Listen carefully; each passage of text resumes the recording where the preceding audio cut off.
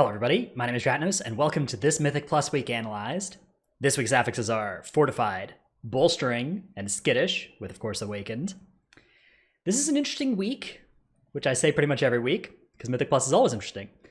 This week in particular, though, is interesting because it's actually, I think it's one of the better weeks for pushing keys. It's the best week on the calendar for some dungeons, and it's a pretty bad week for other dungeons.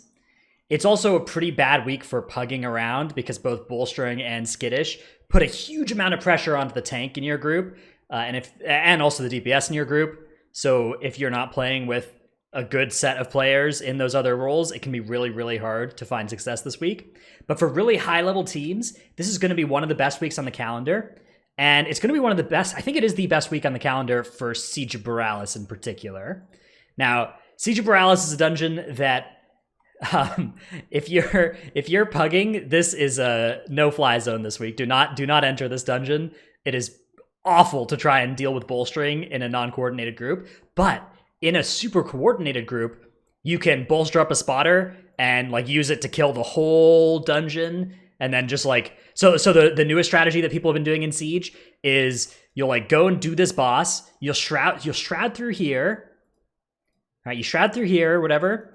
You do this boss, and then afterwards you bolster up this spotter. So you bring this spotter with you, bolster it up. You skip these guys. You bring the spotter, and you get it. You kill this guy, or you kill these things with the spotter. Bolster the spotter a little bit. Then these guys you kill them separately. Then you kill all these with the spotter in one shot. The spotter is now massive. Then you kill this guy separately. Then you kill all these monkeys and these guys with your spotter. Now you have 2 spotters following you around, 4 stacks of bolstering on one, 30 stacks on the other. It is one-shotting anything it hits by a huge amount of overkill. You pull this entire room and you kill almost all of it except for the commanders, which don't take damage from the spotters. And then you just die.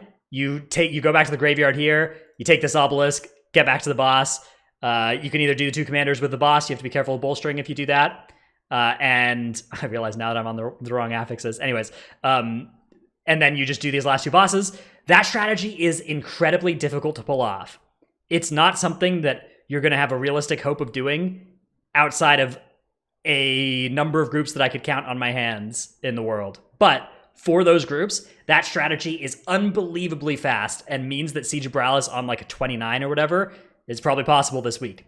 However, I don't think we're actually going to see that because the MDI is happening this weekend. And that is, I think, going to take too much of too many teams out of commission. But it is possible. Other no-fly zones this week, do not attempt the Motherlode. This is just going to result in sadness for you. This is actually, Motherlode is bad on pretty much any bolstering or sanguine week. But with Skittish in particular, your tank has to kite so often in this first area where you've got these big peacekeepers just trying to end your tank. So if you have one of those happening, and then your tank has to actually stay in to keep threat, that is hugely, hugely problematic. Other than that, most dungeons are kind of medium-ish. Places like Waycrest, Shrine, those can be tricky bolstering ones. They can also be doable if you are coordinated. The standard sort of bolstering dungeons are the ones that you would expect to be hard or easy, those same ones as always. Let's talk a little bit about what kind of DPS and tanks work well this week. So Skittish is becoming quite a big problem as we're getting more and more corruption. That's because every week we got this 3 corruption resistance, and that is more damage for DPS than it is for tanks generally. Especially now that in the really high keys that you can push to, tanks tend to be pushed into versatile rather than Twilight Dove. Depending on what level key you're doing and how confident your tank is relative to that key level, they may be running a huge amount of Twilight Devastation. If you're playing at a level where that is feasible, that is going to be your best bet for tanks this week. The problem with Twilight Dev is it's a little unpredictable, right? You kind of have to wait for it to proc, but once it does, their threat is no longer going to be an issue for the rest of the pull if they have enough of it on. So that's a really good thing for your tanks to have this week. Protection Warriors, just in general, hugely, hugely powerful this week because they have the least threat problems of the tanks.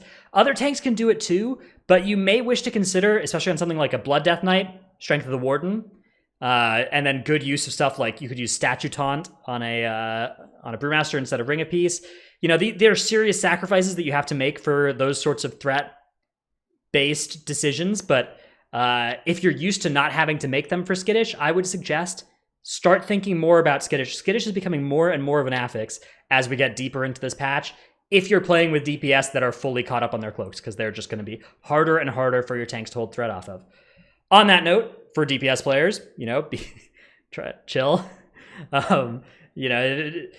Ideally you're playing in a group where you can burst on pull and stuff and not die, but identify if that's the case and don't just die to the first 3 pulls due to threat and then keep doing the same thing and just dying over and over again. Sometimes it's a little unavoidable, but especially random procs like Twilight Dev, if you're something like a Havoc Demon Hunter, switching a little bit out of Twilight Devastation, switching a little bit out of those kind of random damage-based instances towards stuff that you have control over will reduce the amount of times that you accidentally get threat and die on pull, which, it may not be an issue depending on the key level that you're doing, but it could be something serious to try and avoid. Let's see, other than that, I think that is about my tips this week. So I hope this video helped. Let me know if it did. I will continue making these, of course. And thanks everybody for watching. I'll see you in the next one. Bye.